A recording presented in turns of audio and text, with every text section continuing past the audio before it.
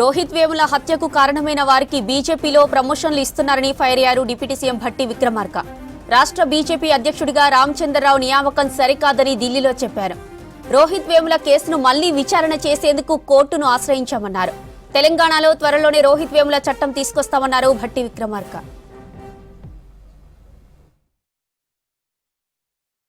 భారతదేశం అంతా కూడా సభ్య సమాజం ముఖ్యంగా తలదించుకునేటువంటి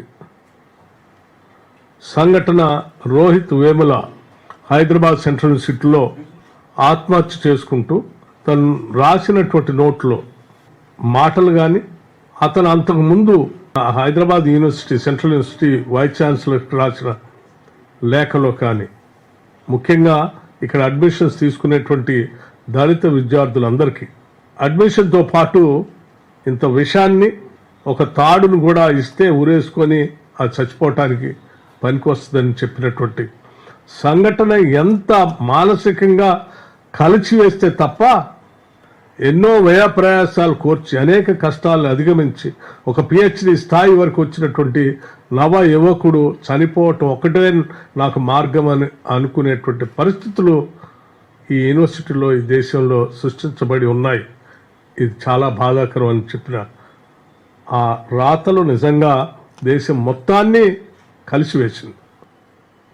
ఏబీఈపీ ఆధ్వర్యంలో సుశీల్ కుమార్ అనేటువంటి ఆ యూనిట్ అధ్యక్షుడిగా ఉన్నటువంటి వ్యక్తి అడ్డుకొని కావాలని వీళ్ళని దేశద్రోహులుగా చిత్రీకరిస్తూ ఒక కంప్లైంట్ యూనివర్సిటీ అథారిటీస్ ఇవ్వటమే కాకుండా భారతీయ జనతా పార్టీకి సంబంధించిన నాయకత్వాన్ని కూడా అందించి వీళ్లపైన కేసులు పెట్టి చర్యలు తీసుకునే విధంగా పైనుంచి అంటే హ్యూమన్ రిసోర్సెస్ మినిస్టర్ దగ్గర నుంచి కింది స్థాయి అక్కడ ఉన్నటువంటి స్థానిక ఎమ్మెల్సీ రామచంద్రరావు గారి ద్వారా ఒత్తిడి చేపించి చివరికి రోహిత్ వేములతో పాటు ఒక 4-5 స్టూడెంట్స్ని రస్టిగేట్ చేయటం వల్ల అతను వేరే మార్గం లేక తప్పనిసరి పరిస్థితిలో ఆత్మహత్య చేసుకున్నటువంటి పరిస్థితి మనందరికీ తెలిసినటువంటి విషయమే.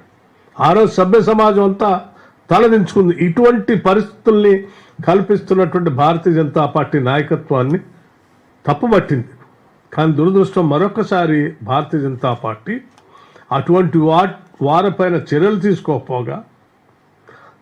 తీసుకోకపోగా అలా ఇబ్బంది పెట్టేటువంటి వ్యక్తులకి భారతదేశంలో మంచి ఉన్నతమైనటువంటి పదవులు ఇస్తామని చెప్పి ఈరోజు రామచంద్రరావు గారిని తెలంగాణ రాష్ట్రానికి భారతీయ జనతా పార్టీ అధ్యక్షుడిగా నియమించటం, ఆ సుశీల్ కుమార్ అనేటువంటి ఆ ఏబీఈపీ నాయకుడిని ఇక్కడ తీసుకొచ్చి అసిస్టెంట్ ప్రొఫెసర్గా నియమించటం అంటే మీరు ఎవరెవరైతే దళితులు గిరిజనులు ఇబ్బందులు పెడతారో టార్గెట్ చేసి వాళ్ళు మరణించే అంచుల దాకా తీసుకెళ్తారో వాళ్ళందరికీ మేము ప్రమోషన్లు ఇస్తాము, లేకపోతే బాధ్యతలు ఇస్తాం, పదవులు ఇస్తామని చెప్పే విధంగా మీరు చేసినటువంటి సంఘటనలు మేము భయపడుతున్నట్టుగానే ఈ భారతదేశంలో దళిత గిరిజనులు భయపడుతున్నట్టుగానే మరొకసారి ఆ భయాన్ని వాస్తవమని మీరు నిరూపించినట్టు అయిపోయింది. భారతీయ జనతా పార్టీకి నేను ఇక్కడి నుంచి ఇది దురదృష్టకరం. ఇటువంటి అంశాలు అసలు భారతదేశంలో స్వాతంత్రం వచ్చిన తర్వాత ఇంత అద్భుతమైనటువంటి భారత రాజ్యాంగం ఉన్న తర్వాత కూడా ఇంకా మాట్లాడుకునే పరిస్థితులు ఉత్పన్నం కావటం అనేది సభ్య సమాజం మేము అందరం కూడా తలదించుకోవాల్సినటువంటి అంశాలు.